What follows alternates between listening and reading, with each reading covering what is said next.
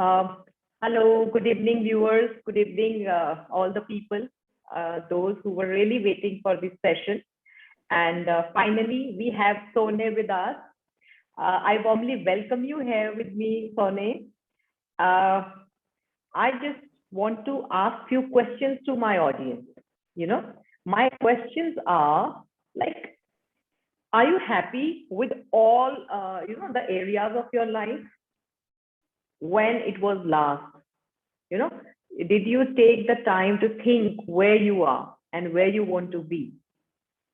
Why I'm asking these questions from you? There is a reason behind it.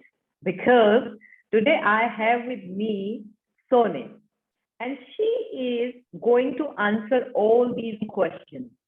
If you are stuck in your life, you want to move forward in your life, she will take you on a journey that will change your life. So, ladies and gentlemen, today we have self-awareness coach, self-awareness and growth coach, Sone with us from Cape Town. I warmly welcome you, Sone, on this platform. Thank you, Dr. Lalita. It's a privilege to be here with you. Thank you for giving me the time. I'm glad you're better. Yeah. So, everyone, she is a self-awareness and growth coach, as I mentioned. And she's very much passionate about helping women, to find their worth and to find their voice. And recently she has published a book. I'm really looking forward to read it. I'm sorry I've not read it, but I'm going to do that first thing after this session. And the book title is so attractive, I must say, Voiceless No More. So you all must read this book. She is the mother of 3 teenagers and a happening mother, I must say. It was her highest priority in her life, apart from, everything, that she should be a wonderful mother. She should help her children to grow, up to their best. They should be their best version. Not only her children, but for herself as well. She believes that she should be her best version. So we are lucky to have her here along with us today. I personally feel so, I'm really lucky. I was really waiting, and the previous session we could not do. Finally, we are here today. So, Sone, now I request you to tell a little more about you to all of us. Dr. Lalita, my book's name is One Life, Voiceless No More. I feel we all have one life to be happy in and to make the best of it. And sometimes we need a bit of guidance and nudging to help us get there. Sometimes we don't realize that we have the option of being happier, of being better, of being more. The topic we're going to talk about today is close to my heart because it's a road that I had to walk myself with my children. But you already introduced me so beautifully. I don't think there's anything else I can add.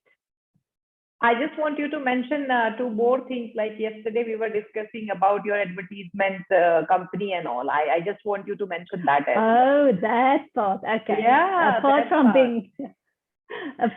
being a self-awareness and growth coach, I also do accounting work with my husband. We've got an online racing pigeon magazine. It's digital. I create the whole magazine. I also started my own business recently on the 7th of January, I launched my Advertising. It's also an online magazine focused on advertising, and the name is The Grapevine. I'm very excited about it. My next issue is due on the 7th of February. I focus on helping young businesses or small and medium-sized businesses to increase their reach, advertise better, gain credibility, get more customers, and just to stand out from other competitors out there in an online digital magazine. So everyone, now you all have got to know, who is with us. So be attentive and listen our conversation, enjoy it. And today's topic, like, she's a wonderful mother. She's an awesome woman, I must say. So the topic, she is, very dear to it. And the topic is very dear to her, is standing for your child. She is a wonderful mother, and in addition to that, she must have taken some, been through something, or she must have faced some experiences in her life. And she always talks as and when we talk about this only, standing for your child. So, Sone, I just request you, like, why is this topic so close to you? And what type of parent are you? Kindly just tell us. Now I'm a very, I've stepped back. My children are all teenagers, they're aged between 15 and 19. When they were smaller, I was very attentive and I was there for everything, but I was also very shy and I didn't have a lot of confidence. I didn't realize my self-worth. I didn't have a voice, hence the book that I wrote, One Life, Voiceless No More. And as my children were growing up, it was tough for me to stand up for them when the teachers weren't nice or when other children were bullying them. I'd always try to find a nice way to sort the problem out until one day a friend gave me a book on this, which read Standing Up for Your Child Without Stepping on Toes. And the one big takeaway that I had from the book was that if I don't stand up for my children, no one else will.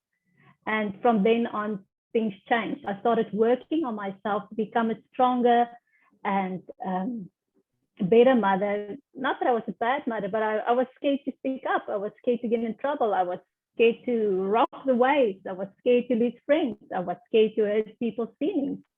But I realized I wanted these children. I need to stand up for them. I need to be the example of the strong woman my daughters need to be.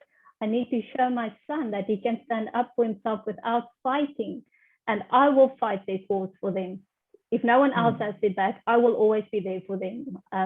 The one thing I always want them to say is, my mother had my back no matter what. Even when I caused trouble, she had my back. I won't fight, but I will keep them accountable and lead them down the right path. And that is why I think a lot of mothers find it difficult to stand up for their children. They don't realize their own value. They don't realize the impact it has on the children. So I want mothers to realize you wanted a child. He or she is your responsibility.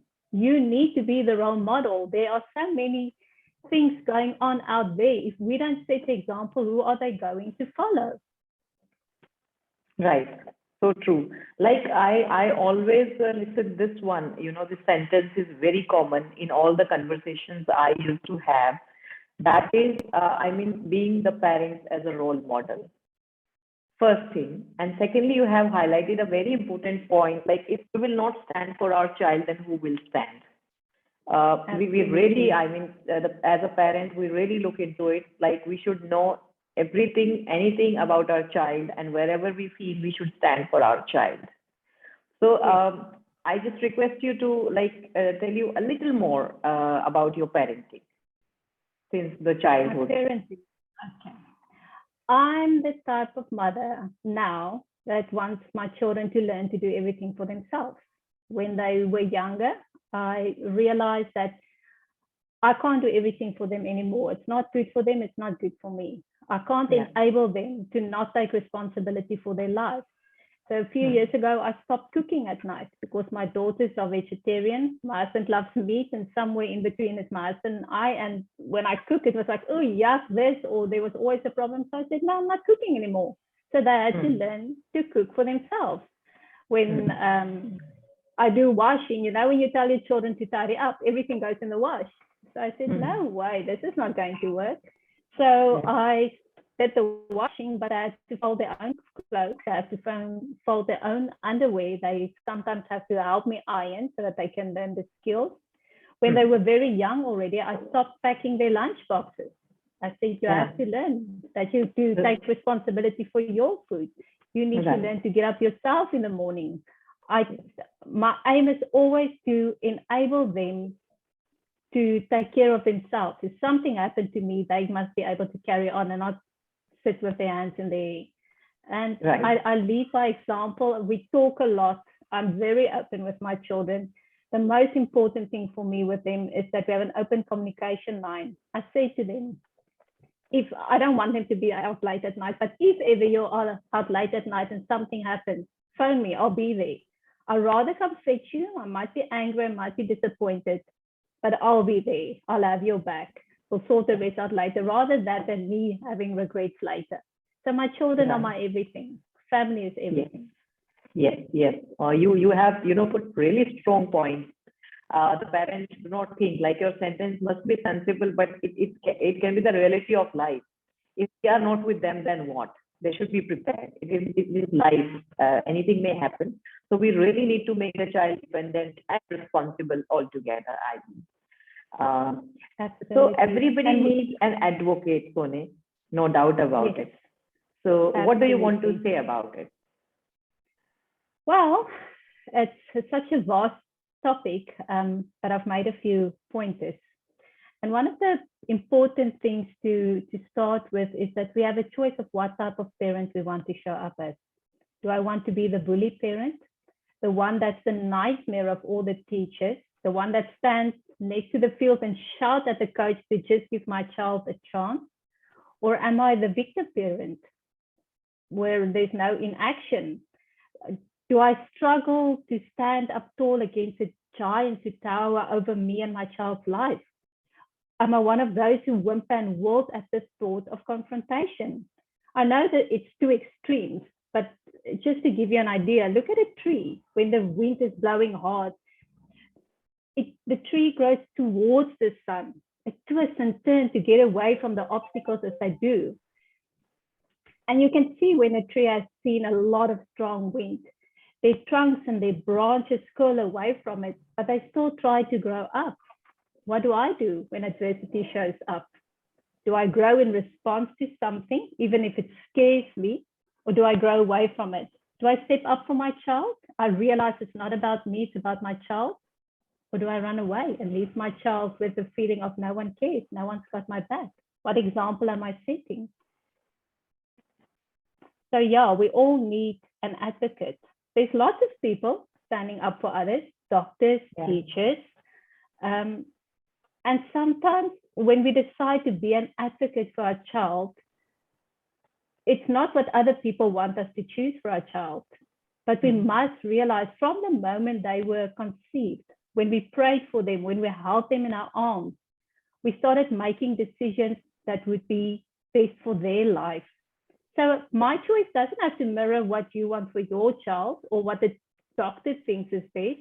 I must do what's best for my child. I know my child's best. And sometimes I have to step on toes to get it done. I always tell my children, it's not what I say, it's the way you say it. So we have a choice how we show up. And like you said, even parents sometimes need advocates. When we get into trouble and we don't know where to get help for our children or what to do. And then we must be brave enough to go ask teachers and doctors for advice.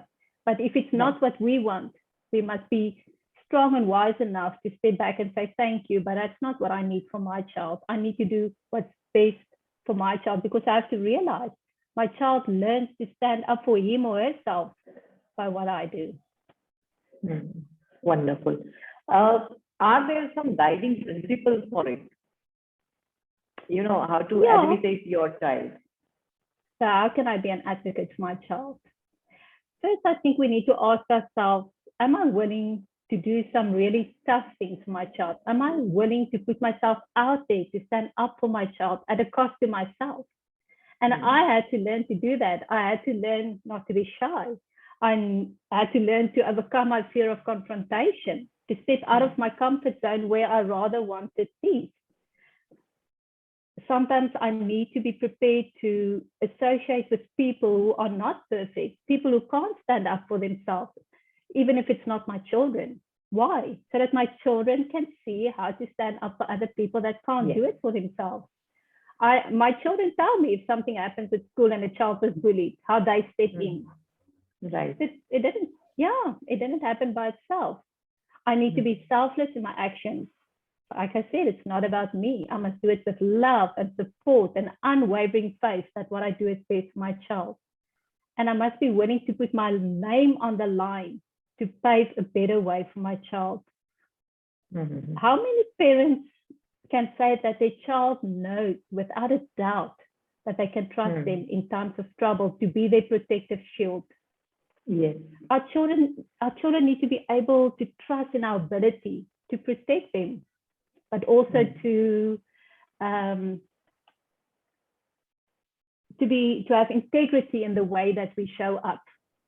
I don't want to be that, children go like, oh my word, that's my mom. I don't need to see this. So we need to be mindful of how we show up when we're the advocate.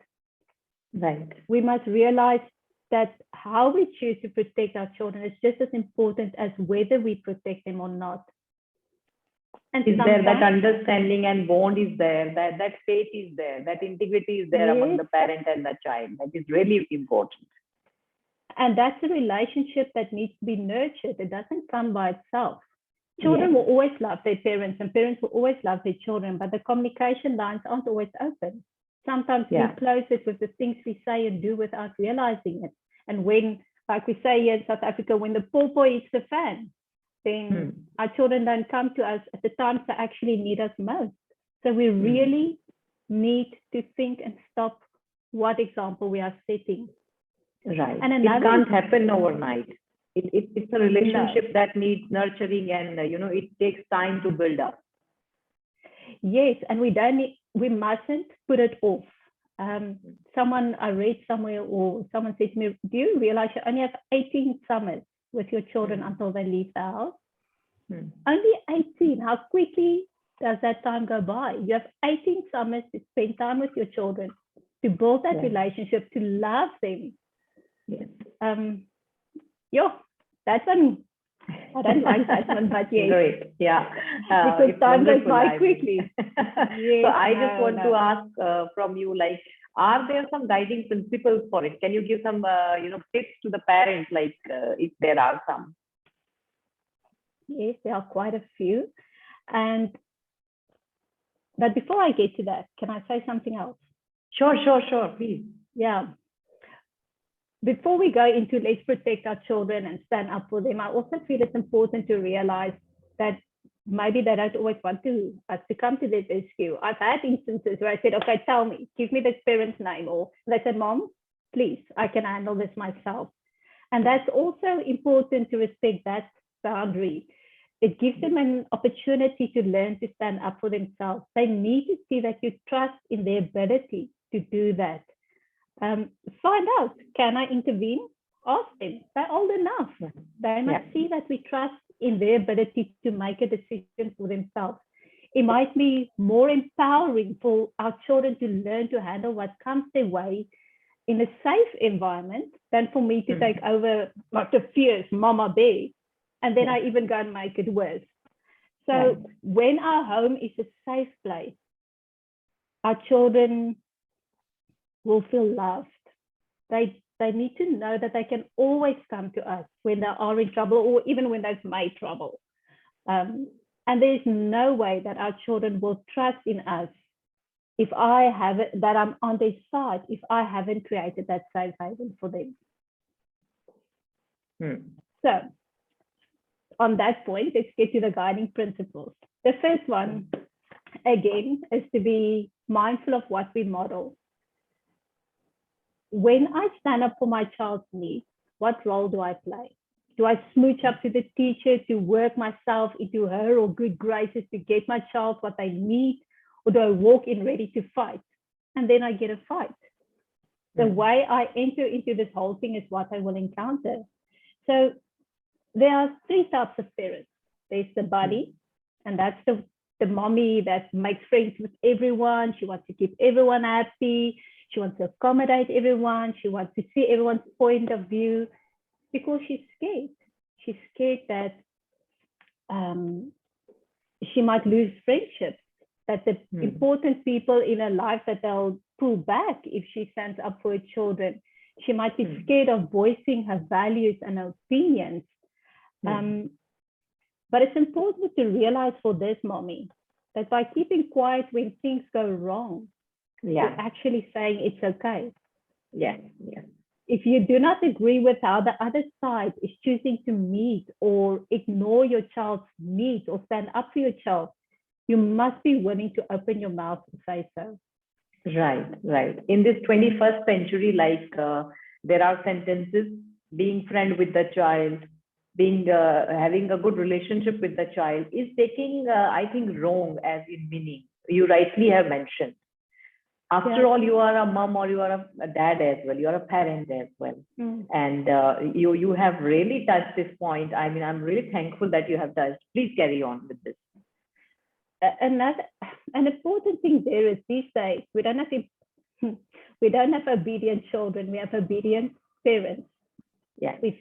Parents feel guilty, so they give in to their children. The child throw a tantrum, and instead of getting behind why the child is throwing a tantrum and sorting that problem out, they give in. They say, okay, have your way. So what mindset am I creating by my child? I need to step up to be the parent. And I'm talking to myself here. I'm if you know about the coaching, my personality type is to try and keep everyone happy. I love it when people are happy. But I had to learn that sometimes my children need to be unhappy when I say no, or when I expect something from them that I don't like. I still love them, but I need them to teach them to be decent human beings. And I'm not doing that by always being nice. Yeah. They need to face the world, and the reality in the world is totally different. Only being positive, only keeping happy cannot, nobody can survive in life with that attitude. They need to learn, ups and downs, hurdles, everything they need to learn, and they should be habitual of facing that. Yeah, it depends on the type of mindset. I try to teach my children that no matter what happens, it's an opportunity. I don't believe in problems or even challenges in life. I believe in opportunities, even the bad things.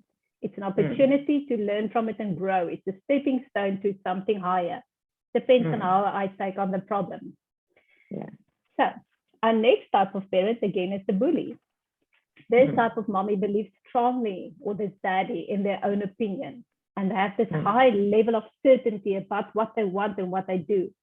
And they think that they're very effective, but actually everyone's trying not to interact with them because they're not always the nicest people. They're so forceful and have so much conviction in what they do. They want to enforce it on everyone. But they need to learn to be considerate and to realize that others' feelings are also just as important as theirs. They must rather participate than tell everyone what to do. So yeah, that's the bully parent. And then the last one, which most of us always want to be, is the hero. And when is a hero born? When circumstances require it. So will I be the hero when my child is being bullied, or when something happens at school with a teacher? The true hero is self-sacrificing. They'll put the needs of everyone else first before their own, sometimes at the expense of their family. They're faithful. They can't help themselves but jump in and sort out the problem. But let's be our children's heroes before we're heroes to the world. And even heroes have weaknesses. I must be able and willing to look in the mirror, honestly look at myself, delve deep, and see what changes I need to make to be the champion for my child. And that's why I love being a self-awareness and growth coach, because that's a part of me. I know the ups and downs and the ins and outs. So, right. And that's where that comes in. Then our next one, our second, in case I haven't told you, there's 7 guidelines. And the second one is to make sure that you have all the facts before stepping up. I always tell my children, I'll always have your back. But the same way I trust you, or that you need to trust me, I need to know I can trust you. Always tell me the truth. I don't want to go fight a battle for you and then I hear a different story along the line. So make sure you tell me the truth, the whole truth, and nothing but the truth. So when we speak to our children, that level of trust needs to be there to get to the crux of the story. And when we go talk to someone, we need to think it over, make sense of it, and give it in such a way that they understand our point of view, because they've got a different view on the situation at hand. Put all the facts on the table. I mean, there's your truth, there's my version of the truth, and then there's the whole truth. And people can't read your mind. So you might think you're telling them something, but you need to voice it. They can't. Yeah. So tell as much. Yeah. So tell as much as you need to reach a mutual understanding of what's best for your child, to sort out the challenge that your child is having. Yeah. True. Yeah. Number 3. Now, Can I carry on? Yeah, please carry on. Okay. When we stand up for our children, we need to keep the long-term interest of our child in mind. When we make short-term decisions to intercede or step up, there's a song that Kenny Rogers sings, The Gambler. It goes as follows. You got to know when to stand up, know when to sit down, know when to open your mouth, know when to shut it. You never throw a tantrum when a kind word makes a difference. Wait your turn and stay focused. So what am I saying? We must realize that standing up is just the first step. And for many, that's not a very easy step. There's those that just jump into it and they don't see anything, but they're the ones that need to stop, think, and look. For some parents, it's like a no-brainer. My child needs me, I'll do it. Sometimes we have to put restraint in place. Opposition affects people differently. I didn't like confrontation. So people who choose not to assert their rights and those of their children do so for many different reasons. Their fears are often justified and difficult to overcome. For me, like I told you earlier, I used to be very shy. I was an obedient child. I became an obedient adult. I did not like conflict. Standing up for myself was scary. I didn't want to hurt people's feelings. What if people don't like me anymore? If I lose my friends? What if my child gets picked on because I now stood up for them? Or the other person might be a figure of authority and I start doubting my own knowledge. I don't realize my own value. I haven't found my own voice. So we must always remember that what we're doing here is because it's what's best for our child. In the end, it is more important what the long-term effect on your child is than what it's going to do to your ego. If you're familiar with coaching, there's a saying or one, we do e-coach, empowering coach, things that build you up. We all have negative belief systems, but I like to work on the positive ones. And the one that I like very much, and I say it every morning, is that my vision is bigger than the moment. The question is your vision for your child bigger than the situation that you are in? Will you be willing to stand up for them, to intercede when they need to, or step back when they need to learn the lesson themselves? I mean, Dr. Lalita, you know how hard it is, and not hard, but how difficult it is to build up a strong, resilient child. And for someone else just to come break them down, it's not my idea of fun. It takes a lot of time and effort to build them all up. I don't know if my children was bullied, so I've been through courses with them to do this. Prevention is better than cure. Build them up to be strong and resilient from the start by being an example. Because when we stand up for our children, they know that they are loved and cared for and that they are important to it enough to fight for. That knowledge gives them security and it is priceless. But I also mentioned that they as they get older, they want to stand up for themselves. And sometimes it's better to let them stand up and even fail. They can learn a better way to deal with the situation. They get to learn how to deal with certain personalities. It equips them for their future life. We can't always step in and save the day. It's in the long run, letting them fall in a safe environment is more beneficial for their long-term success and growth. My vision is bigger than the moment. Moment, right? Yeah, so children need to learn that there are consequences to their actions because sometimes they're in the wrong. We should always have our children's back, but we should not enable them by encouraging bad behavior. If I know my child is a 90% student, but the whole day is on his computer or Xbox and he gets bad marks, but he starts blaming the teacher or the schooling system or the work is too much or the subject this or that, I need to keep them accountable. I need to stand up for them against themselves. And I'm not here to be popular. Parents need to remember that. We're here to raise decent human beings. we are upbringing our next generation that is going to handle this planet. So it's our we need future. Yeah. And they need to look after us. So I want nice children. They must look nicely after me when I'm old. True. I mean, it's wonderful. It's mind-boggling for me as well. Your session, I'm enjoying throughout. I just wish you keep on speaking, and I just keep on listening to you. It is so wonderful. I mean. Thank you so much. Yeah.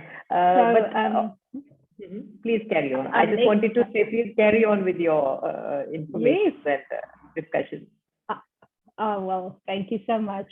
Our next guiding principle is to make sure that we practice what we preach. Sometimes when we're in a tough situation, we look at any way or strategy that we can use to give us an advantage. And some are clever, some might be questionable. And considering the latter can compromise our integrity and our cause, it's not always a good option. No, it's never a good option to do something that's in contradiction to my integrity. As a dedicated parent, we sometimes say, I'll do whatever it takes to meet my child's needs. Yes. But it is important to set boundaries. It is important to remember that when we stand up for children, our integrity are not sacrificed in the process. When we have a problem at school, we follow the chain of command. We don't go to the headmaster immediately. We show the child the respect there is for the teacher and the structure that's in place. We don't pretend to have friends in high places who will sort out our problem for us. You immediately lose all integrity.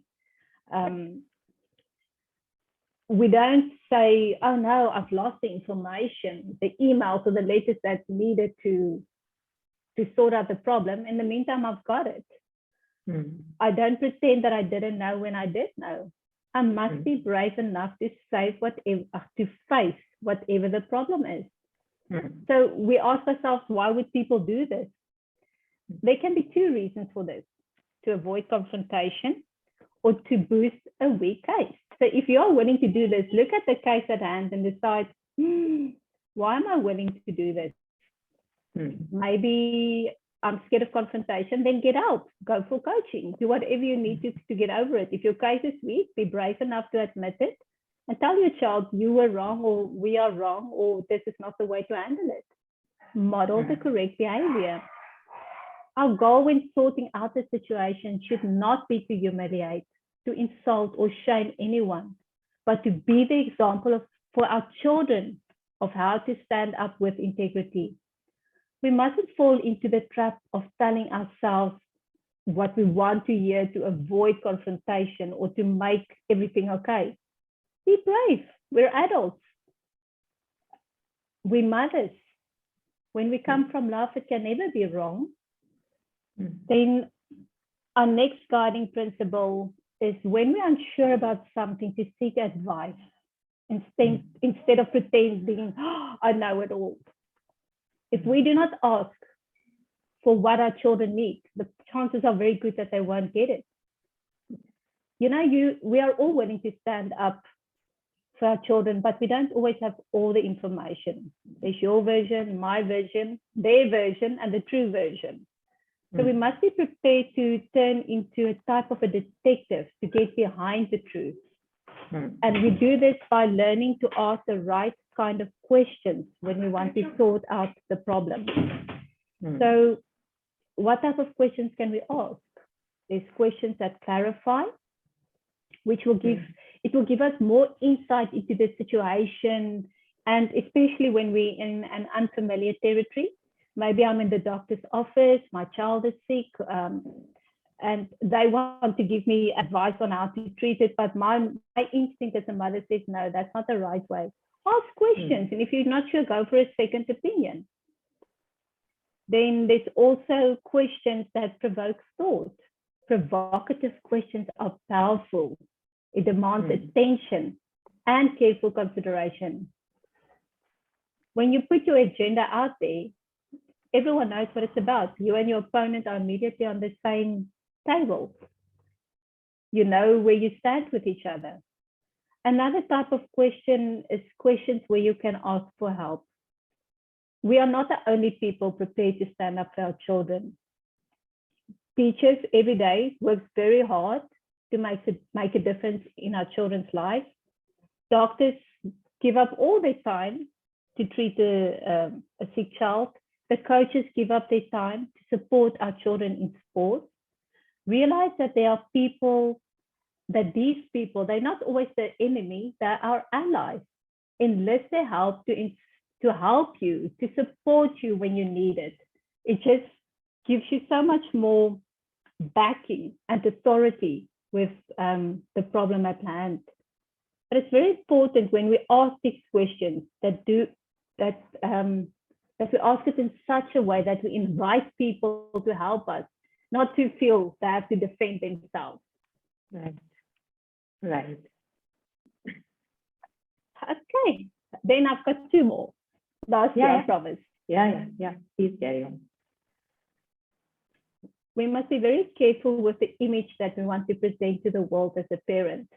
I mean, when I walk away from my children's school and I had a problem with the teacher, and the teacher goes to the teacher's lounge, what does he or she say to the other parents? You know, that parent, it's like there's always a problem. They just don't want to listen to reason. Our reputation precedes us and set the ground for future negotiations. We mustn't build bridges that we might need later. Yes. So choose the face that you want to put on when you present your child. Put your best. Do you want to put your best foot forward, or do you want to show up as a grizzly bear? Decide which one will give you the best outcome. Act accordingly, but also be prepared to deal with the consequences. But remember, it's not about you. It's about your child. It's about what's best for your child. And sometimes we forget that. We make it personal. I know it's our children, but we need to be able to separate our emotions from the situation so that we can focus clearly on the problem at hand.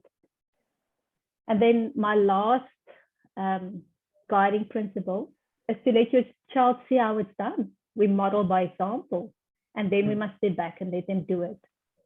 Our job as parents is to equip our children, to empower them and make them soar. We mustn't ground them or handicap their independence by clipping their wings. There's four things that's very important to me. I want my children to be able to be independent. So I can't intervene when the going gets tough. The children need to be able to take the initiative when they feel capable. And when they feel capable, they will do it. If they don't feel capable, they'll hesitate. They won't do it. Yeah. It's very important to me that my children take responsibility for their actions. And this can only happen when I keep them accountable. And that responsibility starts with us as parents. It starts at home, and it grows into the world as their life expands. So this responsibility needs to be fostered in children. And a very good way to start when they're small is like taking care of a pet. At school, taking care of a friend.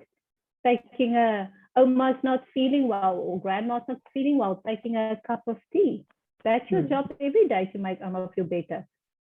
And that's why we can foster responsibility. Our children need to be confident in who they are.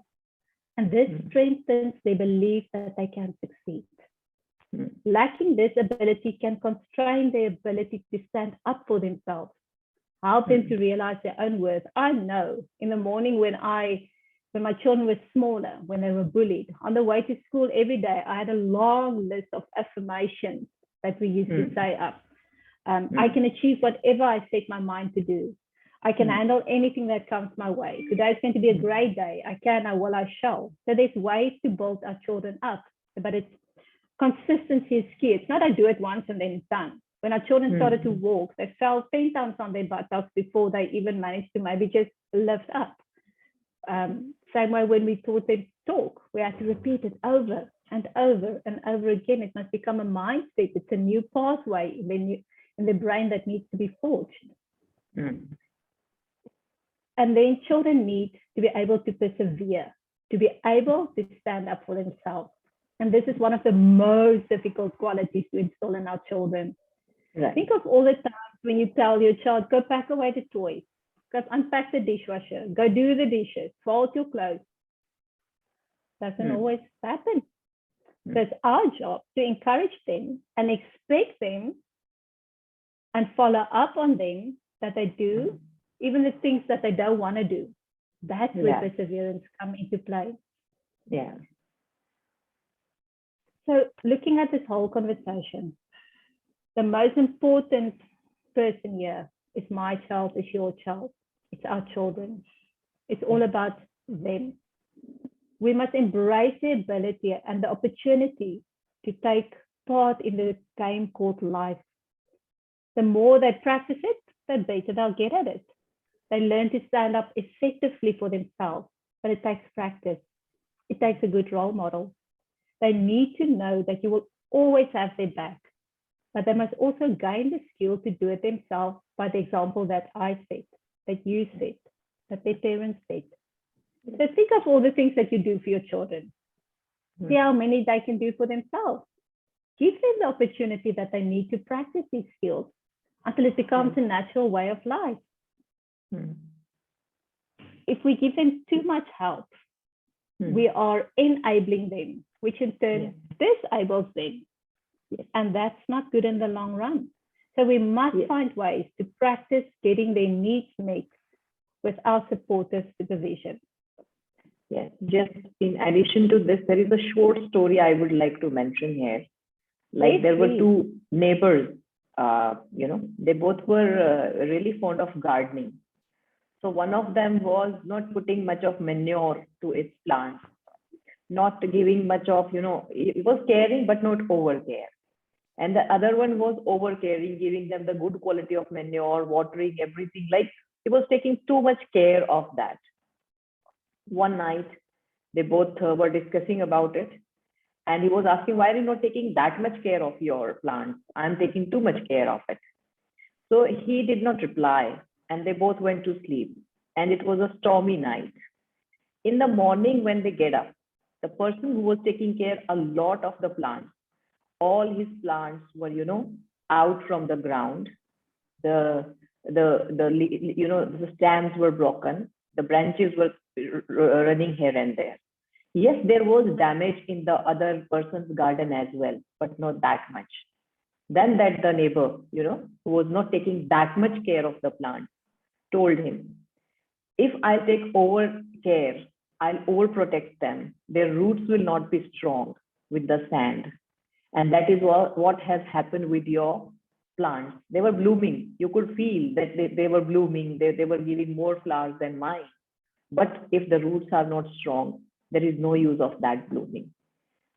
After all, after some time, my flowers will also blossom. But first of all, their roots should be strong. I think the point you have given is really very strong and valid, especially 21st century parents need to understand it. Absolutely, yeah. We don't do them any favors by being overprotective. We need to give room to grow and fall. And that's why when we stand up for our children, it's important to realize that we must be the example for them. Yeah. And then we must explain to them how it works, and we can do it with them. We can do some role playing, right? Put ourselves in the situation and do some role playing. And then we watch how they do it. We keep on giving them reminders on how to do it before the situation occurs. It's like when you teach children to do to protect themselves from bullies or someone wanting to grab them. You practice before the time. Yes. So that it becomes a way of thinking and a way of life. It's like breathing. It's a natural part. Right. And then comes the most difficult step, to let them do it themselves. Simply like about good touch, bad touch. Parents feel once I have told, it's done. No. After a period of time, you will have to talk to them. Bully, you will have to talk to them. These things should be in a regular practice. It is not once in a while it is done and it's done. No, like you just rightly mentioned, it's like breathing. We'll have to practice regularly. We'll have to bring it into our life, it should be the part of upbringing. It should be the part of the day and the part of the life. It's when we buy a home, it's location, location, location. When we teach our children, it's practice, practice, practice. Practice. Right. Yeah. Right. So yeah, and we must trust in that when we've taught them, when we've taken them through the whole process, and we see that they practice and they're really taking in, that then we need to learn and have the strength to walk away, to allow them to now go explore. I know we all want our children. I want to be my children's hero. I think most parents do. Yeah. But stepping away is just as empowering and powerful as standing up for your children, allowing them to fall and to try again and to learn to stand up for themselves. The question is, can I do it when the time comes? Right. True. Yeah. And that sometimes we doubt our own ability, and I would encourage mothers, if that's the case, and that's one of the things we also do in the coaching, is to find positive sentences that they can say. If we listen to music, sometimes there's so much bad things in there, and we listen to it, we don't realize the imprinting it does on our mind. The same way we can start saying good things to ourselves all over and over again to instill that strength in ourselves. We are the expert of our children. We know them the best. So I'll give you some examples of these affirmations or empowering quotes that mothers can say to themselves. They can say, I'm my child's best supporter and most enthusiastic cheerleader. I know my child better than anyone else.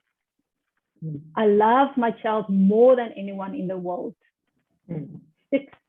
Seeing my child succeed and develop as a well-adjusted young adult is my highest priority as a mother. I take responsibility for my child's health, education, and welfare. It's not the teacher's job to teach my children manners or to make them strong or to model good behavior. It's my responsibility. I will make my stand here, now, and always for my child, even when it's tough, because it's not about me. I'm confident and more than capable to stand up for my child. So there's quite a few you can get. This is just a few examples. Great. I mean, wonderful information you are giving to the audience. Are going to, overwhelm, I must say. Can you suggest some steps, just for standing up for our children? I think the first thing we need to do is to take a step back and look at the situation realistically. Remove myself from it, realize it's not about me. Then I need to get my facts in order. So do the investigation. And then I need to model this behavior with integrity for my child. And I have to involve them in the process. I don't have to give them all the information, but if I keep them informed as I go along, it builds trust. It builds faith. It gives them guidance on how they should proceed. And then we should be the example for them that we want them to be one day for others. Great. That's so wonderful. So you have, given your precious time to us. I'm really thankful. Before I end, I just want you to give a message, what you want to say to the parents. I would like every mom and dad to know that they are stronger than they think. They were chosen to be the parent of that child. They wanted that child. And even maybe we didn't, but it happened for a reason. We don't know. You might be raising the next president. You're raising someone's father, someone's mother, someone's brother, sister. You are good enough. You are smart enough. You're more than capable. Be the parent that your child needs you to be. And be grateful for the privilege to stand up for your child. Parenting is not a job. It's a calling. It's a privilege. Enjoy it. It passes very quickly. Wow. Thank you so much. I personally have learned a lot from this session. So really, I am overwhelmed. I am really going to do few things which I have, abstracted out of this conversation. I was not doing with my own child. Because see, every parent dreams for the child the best. Every parent wants their child to be a genius. I believe, many people believe, every child is a born genius. The thing is only, how you nurture the child, how you help them to find, how you help them to unfold their genius. It's kind of unfolding. Again, it cannot happen overnight. You need to be patient. You need to understand as a parent. You need not to get confused. Like, wonderfully, you have told the types of parents. That is giving very much clarity to a parent what they should do and what they should not do. So thank you so much for this wonderful, wonderful session today. I'm really thankful that you devote your time. We'll keep on calling you for our session. Thank you. That would be great. Yeah. I know you asked me for my last thought, but now I have another last thought. I think it's important to realize as parents, I don't know, anyone that does gardening will see you plant the seed, but the weeds comes by itself. If I don't plant on my child, someone else will come plant it. Will come. So right. I need to be the gardener that cares to that seed and make sure I keep on taking the weeds out the whole time. Yes. So that they can grow up to be this strong, proud tree or whatever they want to be in life, that can't be swayed by the winds of life. They should be their best version, healthy ones, confident ones. They should be, they should achieve whatever they can, they want, they deserve. And even beyond, I know. Right? It's yes, and it's not a competition. I love my child for who and what they are, not for who and what I want them to be.